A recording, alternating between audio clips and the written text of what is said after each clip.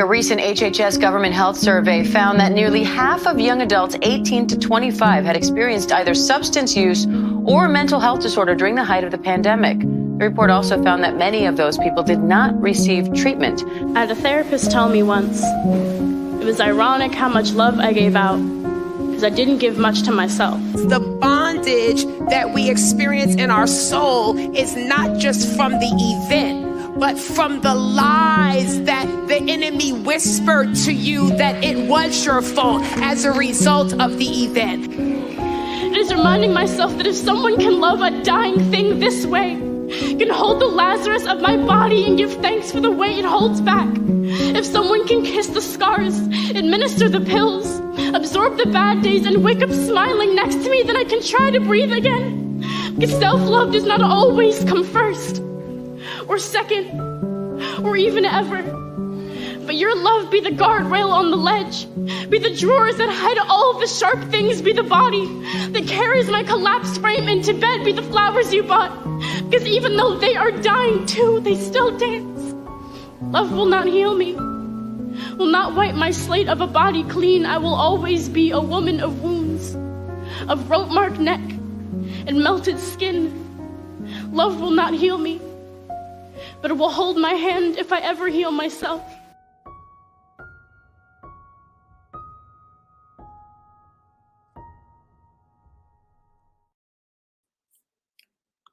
Good evening, everyone. Thank you for joining me tonight on Real Talk with Jean Price. I hope you guys are excited about this topic that we're going to be discussing on tonight. It is really near and dear to my heart because I've known people that have had to endure.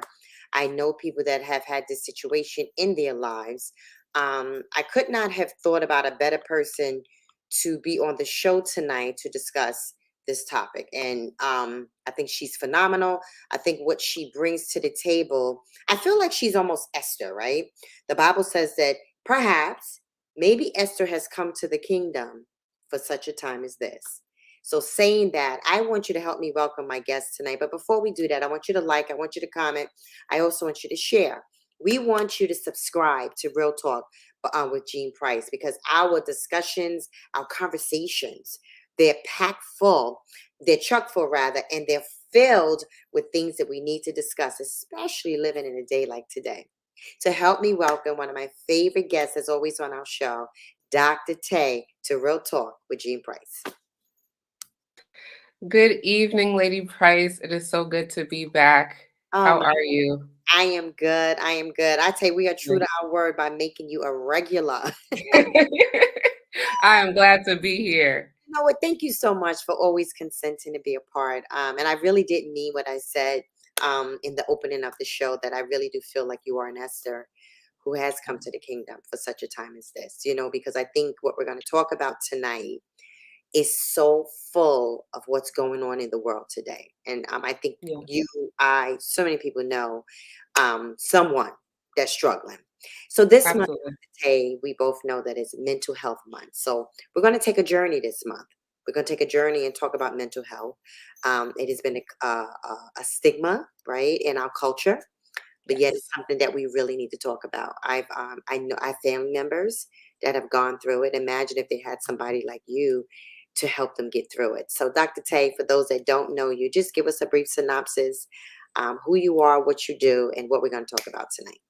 Okay, sounds good. So hello, everyone. I'm so glad to be here. I am Dr. Te Bassett. I am a psychologist, professor, and author, and I have almost 18 years of clinical experience working in various settings and residential settings. I worked in inpatient psychiatric hospital, outpatient settings, college campuses for the last almost the last 10 years.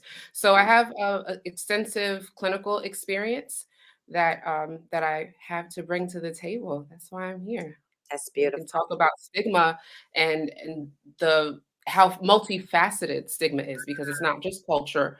There might be stigma with regard to men and how they view mental health, and stigma with church folk.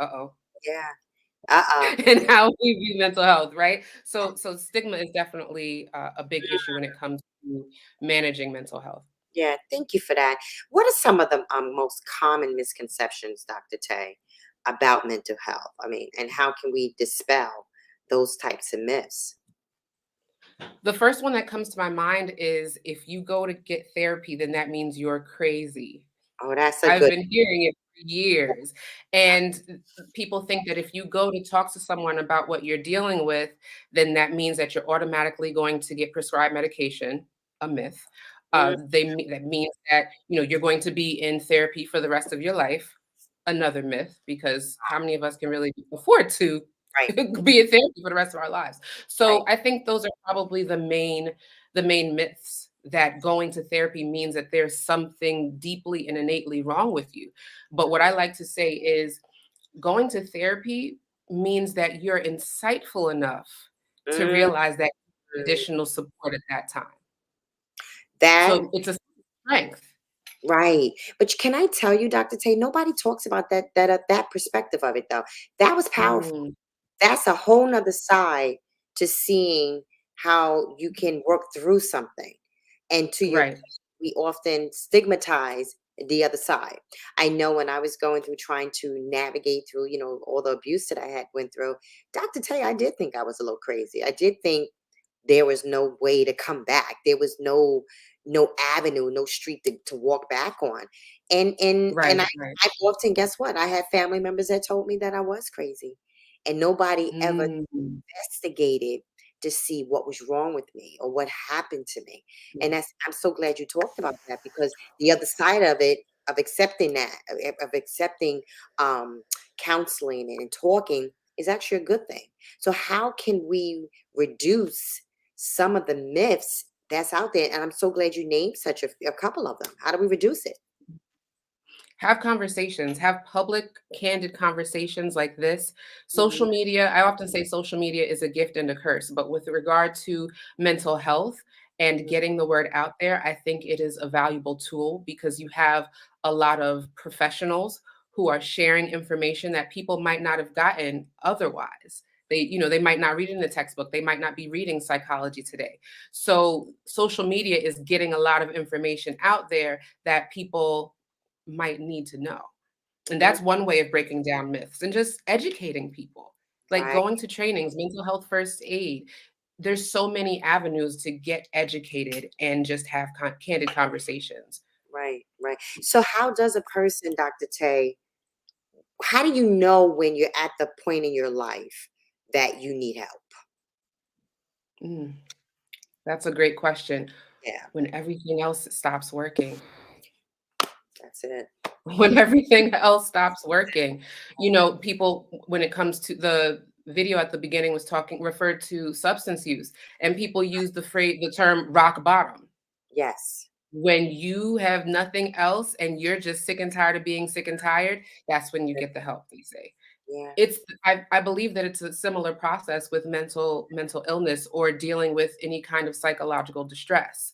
Either Right. somebody tells you that you need help and you're open to it and you go, or you get to a place where you feel like the world is just Mm, chaos. It's just chaos around you or chaos inside of you. And it gets to a point where you can't take it anymore. It's just like, I need some relief. I yeah. need some help. Yeah. You know what word just came to my mind, Dr. Tay? Frustration. Right. Mm, Reason that came to my mind, I can remember emotional frustration. I can remember being emotionally frustrated and and feeling like, you know what? I'm getting ready to lose it. I can remember as I was going through the process of the abuse and so, but I can remember that feeling, and it was so strong because you just feel emotionally frustrated. And I think it was because not I didn't know, and not because I didn't know the why. It was how. It was the how do I get through it. So can we kind of right. talk about the how? How do we get through that? Because you explode, you implode. How do you get Mhm. through it? One thing I want to say before we talk about the how, you mentioned emotional frustration. Yes. Some people don't get to the point of being sick and tired of being sick and tired because they've accepted it as their norm. There's some people who live in discord and dysfunction because they don't know anything else.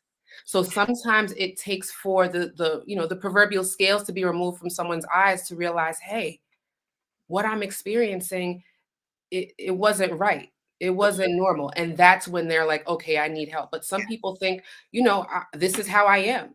Mm, And this is my norm, so this must be okay. But once you come to the point of realizing that, you know what, maybe this isn't healthy, mhm, how? And it's so crazy because as a practitioner, I mhm. think, the information is out there, but you would be surprised how many people don't know that you can go to a website, that Yes. there are websites that are actually directories so Mhm. that you can search for practitioners in your area. A lot of people might not know that they might be saying, oh, well, I want to do in person. I don't want to be virtual. A lot of practitioners Right. are offering both virtual and in person. So Yeah. it's really a matter of looking for the information. And if you are having trouble accessing it, ask for help. Mm, I was just sitting with someone yesterday and they were just because I can't be their therapist because I have a relationship with them. okay. And we were going through the website and like, okay, well, what's your zip code? Okay. Well, what issues would you like to work on? What are the other qualifiers that you need to put in? We went through the search results. Hopefully she has a screening by the end of the week. Wow. Wow. You know, I've often heard, and you mentioned even in church, that mental health can be a stigma too. It's important because you remember the church is like a hospital. It's where you Yes. come, you get help, or you get refused, whatever way term they want to put there. But at the end of the day, Mhm. it's still in church. It's because we're people that come to church with issues. I mean, Right. that's just the reality of it. So, what can we do better in a church environment to help people? Because, okay, we're pastors, we're bishops, we're this, we're that, but there are people that are coming in, Dr. Tay, to your point, that really need help. So, what can we do better? Be educated. And when I say be educated, that doesn't mean go get a doctorate in psychology. But Mhm. ask the questions. If you feel like something might be like over your head and you notice that something might be different about this particular congregant, ask a colleague. Yeah. Go to Google and you know what I mean? Like Yes. I think as leaders in the church, especially when it comes to mental health, we have to recognize when something is beyond our training. That's so Not good. to say it's beyond our anointing, because the anointing is also going to come with discernment, Yes. but Hmm. beyond our training. Like I thank God and I'm appreciative because I not straddle the fence, but I'm in both domains. I'm in the mental health domain, but I'm also in church leadership. But there are so many who are not. So attending trainings, Hmm. getting informed, reading an article or two about issues that seem to keep coming up, Yeah. and by all means accepting that there can be an integration between being functional and active in your faith, Mhm. but also tending to your mental health by Right. way of a healthcare provider.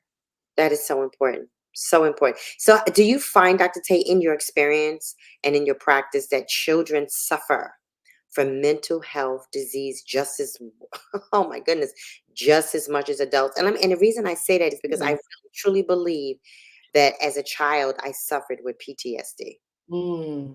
because of the trauma, because of what I was going through, because I had no outlet. There was no way to even begin. I didn't have a Dr. Tay in my life. So what, as children, and think about this, Dr. Tay, wait, on the news, you hear of children taking guns to school, shooting up Mhm. things.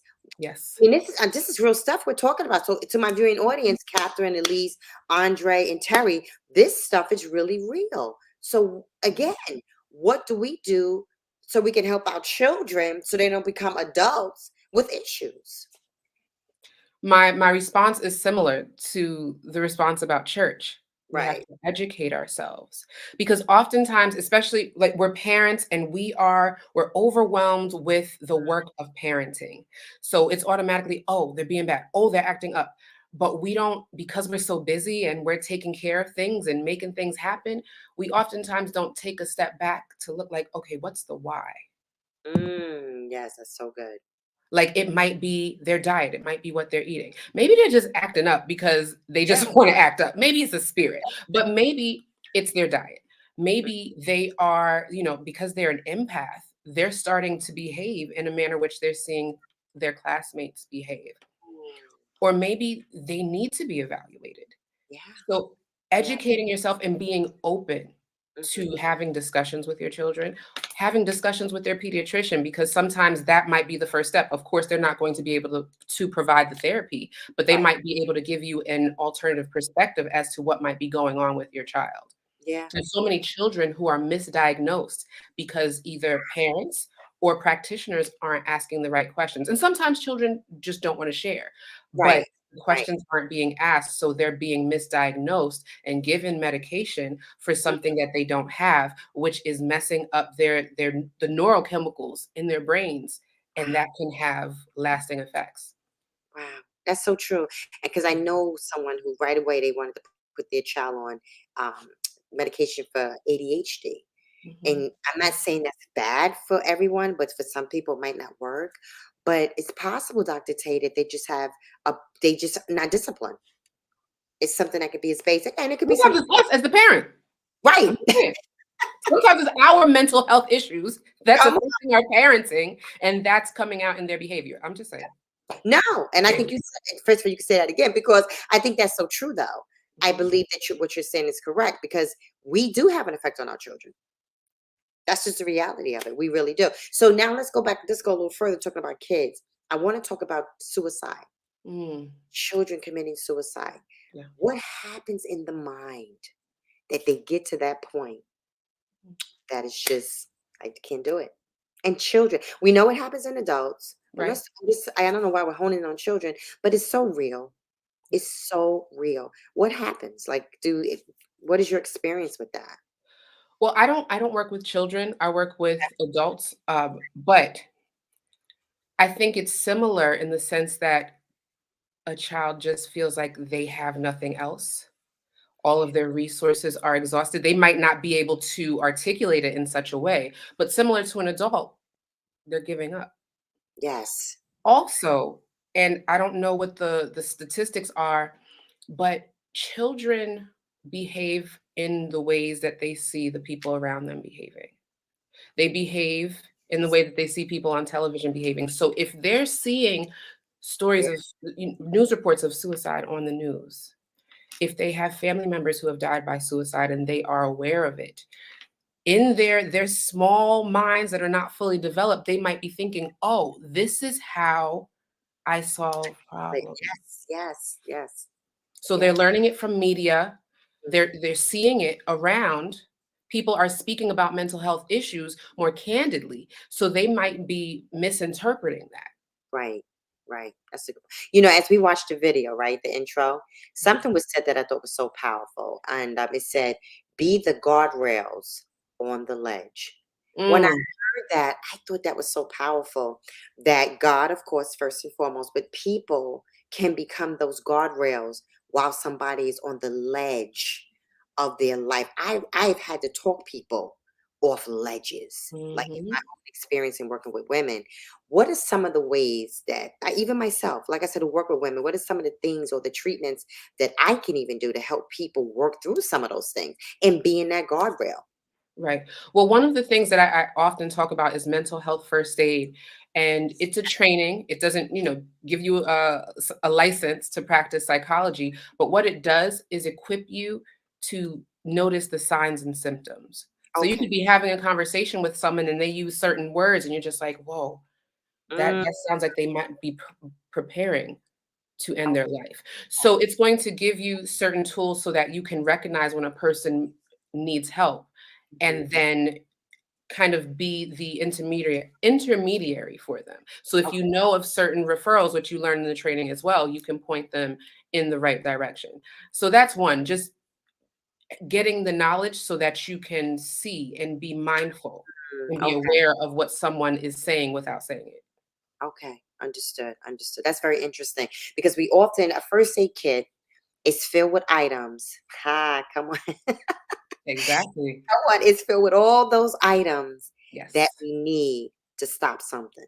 Mhm. Whether that's medication, whether that's a Band-Aid, whether Yes. that's whatever it is. And for those that are listening, I would love for Dr. Tay to be able to um I don't know if you do this, but maybe getting you to go to some of our churches, go to some of the places and teach about Mm. the first aid of dealing with mental illness. I don't know if you do that, but that would be so great. But we're gonna take a commercial break. I had to throw that one out there. Listen, to my viewing audience, I had to throw that out there for Dr. Te because listen, I intend to learn a lot.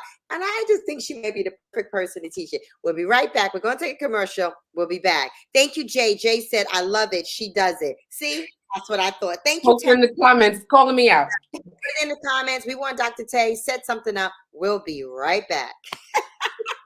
A recent HHS government health survey found that nearly half of young adults 18 to 25 had experienced either substance use or mental health disorder during the height of the pandemic. The report also found that many of those people did not receive treatment.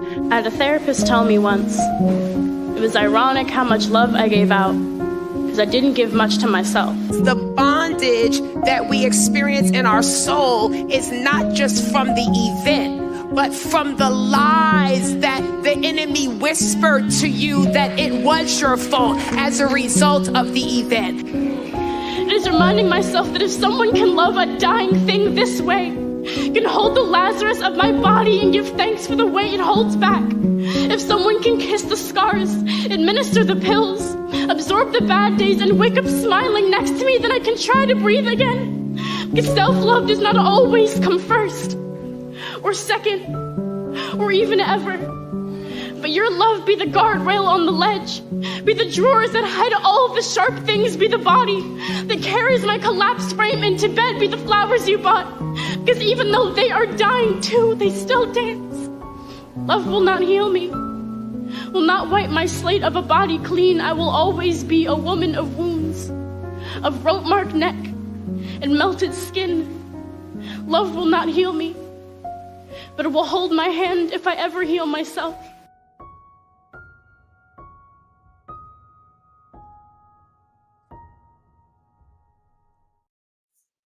Welcome back to Real Talk with Jean Price. We have been talking about the journey of mental health, and I'm so grateful for my guest that's on the show tonight. I think she's knowledgeable. I think she understands, and most importantly, I really do feel she's anointed for this. Help me welcome back Dr. Te to Real Talk. I'm back. Before we went to the commercial break, I just had to laugh. I mentioned that, maybe Dr. Te can go and kind of do some teaching, and people are writing in the chat. So I'm so grateful for that. I have to tell you, Dr. Te, somebody wrote in the chat, Annette wrote, a class on mental health is greatly needed in the churches. So everything you're saying is so true because, again, we're dealing with people that may have issues and problems. I want to go back to some things that we were talking about. What are some long-term consequences of untreated mental issues? How much time do we have, Lady Price? Wow. I can meet you offline as well. But there are so many, and they're not just mental. They're not just emotional. They can be physical. They can be generational. Oh, yeah. There are so many consequences of letting, trauma continue to be unaddressed. There's so many. When we talked about parenting, right? That's the generational piece. Because if Big Mama went through it, and then your mom went through it, and it affected how she interacted with your father, and then you saw that interaction. So good. And now that's affecting how you parent. And that's affecting how you interact with other people, romantically and otherwise. So it affects you socially, mentally, emotionally, generationally, physically. It has so many effects. That's why it's important, because there's so many scriptures that talk about things. Everything starts in the mind. There's scriptures about the mind and the heart, and they're connected, right? Be ye transformed by the renewing of your mind. You go to therapy to address your mind. So if you don't give yourself the opportunity to renew your mind, then you are going to stay in the same space. Wow. Which can possibly be unhealthy, possibly lethal, and not just to you, but those around you. Yeah. You said something. I want to go back. You gave a great list, and I hope my viewing audience is listening. Let's talk about the generational part. I'm finding even in our church, our bishop, my husband bishop, has been talking a lot about generational curses, and we do understand generational blessings, but we need to kind of dive in or peel the onion back and talk about those generational things. And I know in my family, anxiety, Mm. generational by far, generational. And my daughter and I were talking with her on the phone, and we began to do a list of cousins, grandmothers, people that just suffered with that anxiety, and it has become generational. Because anxiety, of course, sometimes can manifest in the physical and make you think that something's wrong mentally. Yep. That is so deep, Dr. Tay, in my family. So I think that it has to get to the point that somebody grabs a hold of it and say, no, it's gonna stop here. Yep. This right here is going to stop with my generation. Yep. Again, some of the tools that we can use to stop some of this generational stuff is what? Just give us just a couple of tools we can do. I know we kind of talk, but let's go a little deeper with that generational side. Therapy. Sorry. Drops mic. Go to therapy because you can talk to your homegirl, your homeboy, you can talk to Big Mama, you can talk to your uncle and your daddy about what happened in the family. Yes. But unless they're psychologists, and even if they are a practitioner, it's not ethical for them to be the family therapist. You Right. can, when you go to a therapist, they have the training and they're unbiased Oh, and they have to maintain confidentiality, most of the time, unless you right. report you want to end your life or hurt someone else or any instances of abuse. Hmm. So you're coming to them as a blank slate, and they just take it. Yeah. Yeah. If you talk to a family, it's just like, oh well, she's salty because she's the youngest, or Mhm. she's salty because she. No, the practitioner is going to be able to take all you spew, Yes. help you make sense of it, synthesize that information, give you alternative perspectives to make you be like, oh, Yes. that's why I've been behaving the way I've been behaving. It's not because this is who I am. It's because I'm functioning in a trauma response. Mm, So I would say hands down therapy. mm, Get help. Even if you are not, an imminent risk of, endangering yourself or others. mm. Get therapy so you can process the things that are hurting Yes. or unearth the things because you might not know what's hurting you. You just know that you're hurt. Yeah. Go to Yeah. therapy. Yeah, that's so good. And relationships, if we can even bring that part in, relationships can add on to mental trauma and mental issues. Mhm. I know someone literally close in the family that their relationship that they're in, Dr. Day, is exhausting them to the Mm. point mentally. They can't seem to make rational decisions. So, relationally speaking, how do you know when it's unhealthy? You know what? I have two different responses. One is when you've stood all you could stand until you can't stand no more. Uh huh. But sometimes it takes someone else to tell you Okay. because you might have been in it so long Mm. that you can't see the toxicity. You can't see how unhealthy it is. You can't see how it's been affecting you. Sometimes it takes somebody else to say, like, hey, you know it's not healthy, right? You Mhm. know this isn't how you used to be, right? Like we can lose ourselves in a relationship, in a situation, and not see the difference because we're with ourselves like every day Right. until we have that moment where it's just like, wow. Mhm. So someone on the outside looking in Hmm. can get a better picture and a view of what's going on. Right. When someone doesn't accept that, do you give up on people? I How, was just about to go there. oh, I'm The thinking this. prayer is that when you are that outside person looking in, the Yes. prayer is that they're receptive, Okay. but they're not always going to be. I know. But one plants, the other waters, and God is the increase. So I think as we are, attempting to be the guardrails on the ledge for people, we have to be mindful that they're not always going to be receptive, and they Mhm. might not be receptive right away, Right. but not to give up. That's Because so. there's so many, especially in the United States, there's so many people, and there's research on it, who are struggling with mental health diagnoses like schizophrenia. Okay. And there's so many families who have shunned the family member because, and I'm sure there's a lot of heartache and anguish and Yes. whatever, but there's research that shows that when the family is involved in the treatment, the outcomes are better. Really? So Wow. that tells me that even though it hurts, Yeah. don't give up on the person. Sometimes you might have to support from afar for your own mental health, Yes. Yes. but being involved and not giving up on the person can actually be better for them. Mm, okay. During the clip, it also mentioned, talked about treatment during the pandemic. A lot of people weren't able to get treatment. In your experience and in Mm. your practice, here we are out of the pandemic. Do you find that cases are harder because they missed their treatment during that shutdown in the pandemic? How do you scale it now? I wouldn't say that they are harder. Okay. I'd say that there's more of an influx of people seeking help. I'm seeing it now, even in the higher education field. Like mental health professionals are inundated. One thing is because of access. Because Okay. initially people might, they might have been going to therapy in person. It's just like, oh no, I can't go in person. But Mhm. because we turn to telehealth, That's so good. it's become more accessible for people. So people can receive the benefits of therapy in the anonymity of their own home because they don't have to go to a building that says, therapeutic practice or whatever the case may be.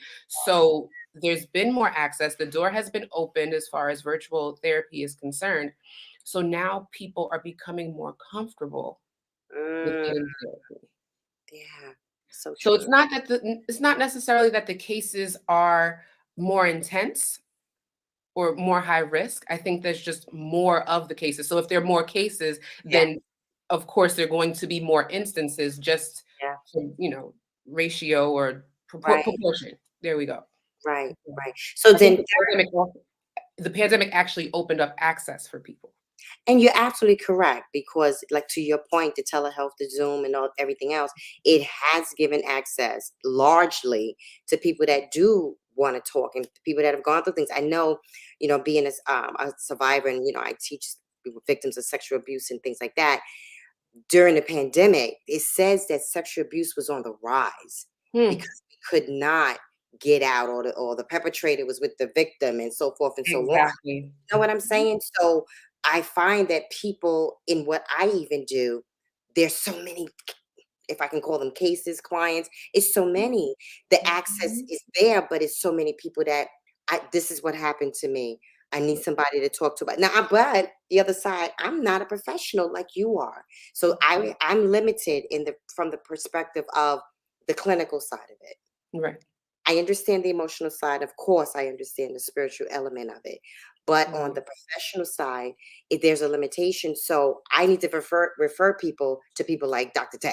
Like, listen, you need to talk to somebody that's really a clinical psychologist in different areas that, multifaceted, that can talk about those things. So I want to know from you, Dr. Te, what type of upcoming events do you have that people can follow, people can be a part of? Can you share anything? Well, May is Mental Health Month, so it's going to be busy for those of us who are practitioners and also influencers and like to get the word out via social media. So I have two events coming up. One is this Saturday. The visionary is actually in the chat, Pastor Terry Adolfo, the God Girl Conference, not the conference, the God Girl Expo. So there's going to be a lot of vendors and shopping, but there are also going to be speakers and master's classes. So I'm going to be talking about the power of reset based on my book and how it's important to reset your mind so Mhm. that you can be all you can be and really achieve your goals. So I'm going to be talking about that. And then there's an event that I'm doing through Councilwoman Selvina Brooks' office, Brooks Powers in District 27, 26. I don't remember, Okay. but it's on it's on May 13th, and it's like a Mother's Day pampering event. And I'm going to be speaking about maternal mental health and how it's important to take care of yourself so that you can take care of others. Mm. Can you talk about that a little bit as far as maternal mental health a little bit? Because that's very interesting, and that I like that. It's I think it's so important, but we don't talk about it as much because as moms, we get so caught up in the minutia of being mom. that we forget to take care of ourselves. And if we do take care of ourselves, we feel guilty about it. There's mommy guilt. Yes. There's also, so you have that aspect of maternal mental health. And then you also have mental health when a woman is expecting. Oh, okay. All the emotions, I mean, all of the hormones affecting the emotions, all the things like that. So maternal mental health is multifaceted, and Mother's Day is in May. So it's like, it's so important to talk It about that. There's Maternal Mental Health Week, which I believe was in April, but this is another opportunity to talk about the importance of taking care of your mental health. And the example that always comes to my mind is the new mom who might have postpartum depression. Mm-hmm. And that is separating her from not only interacting with her child, but being what her child needs. I talked about generational, it can be generational, right? So you're dealing with this thing, this situation, you don't know how to handle it, especially if you don't recognize it as postpartum depression, and your Right. child is dealing with the effects of it. So it's really important to talk about it so that you can address it and function optimally as a mom, but also accept that you're not always going to function optimally because Yeah. life happens. Yeah. I think that was such a great frustration. Again, that word. When I was raising my girls, Dr. Tay, I found it hard to balance. And I'm being very transparent now. My oldest to be 41, but it was hard to balance three children. It was hard, like mentally. I worked. It was just a very hard season for me Yeah. to deal with raising my girls. But I also think, Dr. Tate, part of my struggle was that I was still dealing with the effects of trauma. Mm, yeah. So while I was teaching my girls how to be girls and everything, I was also learning. So teaching Mm, me during that season, it was difficult because I didn't have anybody else on this side helping me while I'm trying to help them. So is that something that you do in your teachings with moms and teaching us how mentally to balance it all? Because it's hard to juggle it all. mhm. It is. It is. It's difficult to juggle it all. And when you have mommy guilt and you're feeling like, I should be able to handle it all. Yes. I should be able, it's the shoulds and the woulds and the coulds, and I should be able to handle this. I'm a strong, I mean, you didn't mention specifically culture, but strong Black woman, that Yes. persona that we Yes. have to, Mhm. there's a meme out there, and it's a graphic or whatever, and it's so powerful because it's a hand of the arm of a woman reaching Okay. out from the ocean. And Wow. she's in each, it's like 4 different panels. Okay. And someone from shore is reaching out to give her a high five when she's really reaching out for help. It's like, "High five, you're being the strong woman." Right. Right. "No, I'm Helping. drowning. I need I That's need powerful. I need help."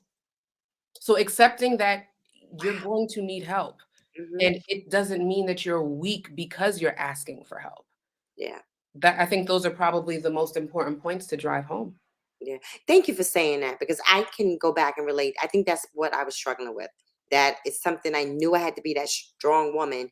Mhm. And sometimes you just don't know how to be. And then sometimes, let's go deeper, you didn't want to be. Mm. What? What? Did you What? just say, Lady Grace? Sometimes we don't wanna make breakfast, lunch, and dinner on the same day. Wait, what? Seriously? Okay. Mhm. Yeah. Yeah. I don't want to help you with your homework. Why do I have to do that? I I have wanna be chauffeur. right, right. I don't want to be chauffeur. I don't want to make breakfast. How about this? I don't even want to be here. And that's just being honest. Like, That's beach me, vacation me now, please. exactly. Take me up on a plane. Let me see. There's just those moments that you just like, I really don't want to do this. I know I had to do it, Right. but I didn't always feel like, and I'm just being transparent. I didn't always feel like I wanted to Mhm. do it. So being able to have a safe place to talk about the mommy part of it and just getting some help mentally, that's Mhm. important. Absolutely. That is so important. So I salute you for, being able to talk about that and discussion. Final words from you, Dr. Tay. What can you say to all those that are listening? Terry, Andre, Elise, Catherine, Annette, Jay. What can you say to all of us? Take the month of May to really take inventory of your mental health. I love the that. things that are affecting your mental health and not just acknowledge it, but Mm, address those things. That might mean cutting some things back because you're too busy and it's stressing you out. That might mean taking some things on, like therapy, like meditation, like some of those things that will help you cope better. But really take inventory because we keep going, going, going, and doing, not realizing how we're affected mhm. by the things that are going on around us. So take the time and, of course, get a therapist. I mean, I'm impartial, but I'm biased, but get a therapist. Yeah, We're here. We're here to be used. The earth is the Lord's and the fullness of the earth and they that dwell therein. love it. Practitioners are the they that Mhm, dwell therein. Like, use mhm. us. We're here. And even as believers, it's okay. Thank you. It's okay to see a therapist. It's all right. Yeah, Pastor Dr.Te said so. All right. But because the word says so. Seek counsel. It says to seek, yes, right? Okay, I yeah, just want to make sure we were reading the same Bible. Okay. yeah. But also too, the Bible also tells us there's safety in the In the multitude. counsel. Yes, Okay. that one. Yeah, That's that one. the scripture. That's the scripture.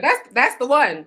That's the. I Seek mean, wise counsel, and there's safety when you mm, find you a safe space. Okay, that's the final word. oh, I Find love a safe that. space. This Love it. make put that on the top of your to-do list. Find safe emotional spaces Oh, yes. where healing can begin. Safety. It might not end there because Mhm. healing is a journey, but find safe emotional spaces where your healing can begin. Wow. Well, to my viewing audience, I want to thank God for Dr. Tay. I love what you just said. Find safe emotional spaces. That was powerful because we all need it. So listen, once you write something in the chat, we want to thank God for Dr. Tay being on the show. And listen, if you can make it to the events that she talked about, go. And if I didn't have anything planned, I would sure go because I'm interested in the one on the 13th. But go, let's support her. I believe in what God has given her to do. And listen, it's so important for us to be there for each other. And Dr. Tay, I have a motto, and I know God gave this to me years ago. And I added to it's like my hashtag line. The best that we're ever going to be is what we allow each other to become. Mm. And that's what it's about. Thank you for joining me tonight on Real Talk. We'll see you next week when we continue for the month of May talking about the journey of mental health. Good night. A recent HHS government health survey found that nearly half of young adults 18 to 25 had experienced either substance use or mental health disorder during the height of the pandemic. The report also found that many of those people did not receive treatment. I had a therapist tell me once, it was ironic how much love I gave out, because I didn't give much to myself. The bondage that we experience in our soul is not just from the event, but from the lies that the enemy whispered to you that it was your fault as a result of the event. It is reminding myself that if someone can love a dying thing this way, can hold the Lazarus of my body and give thanks for the way it holds back, if someone can kiss the scars, administer the pills, absorb the bad days, and wake up smiling next to me, then I can try to breathe again. Because self-love does not always come first, or second, or even ever. But your love be the guardrail on the ledge, be the drawers that hide all the sharp things, be the body that carries my collapsed frame into bed, be the flowers you bought. Because even though they are dying too, they still dance. Love will not heal me, will not wipe my slate of a body clean. I will always be a woman of wounds, of rope-marked neck and melted skin. Love will not heal me, but it will hold my hand if I ever heal myself.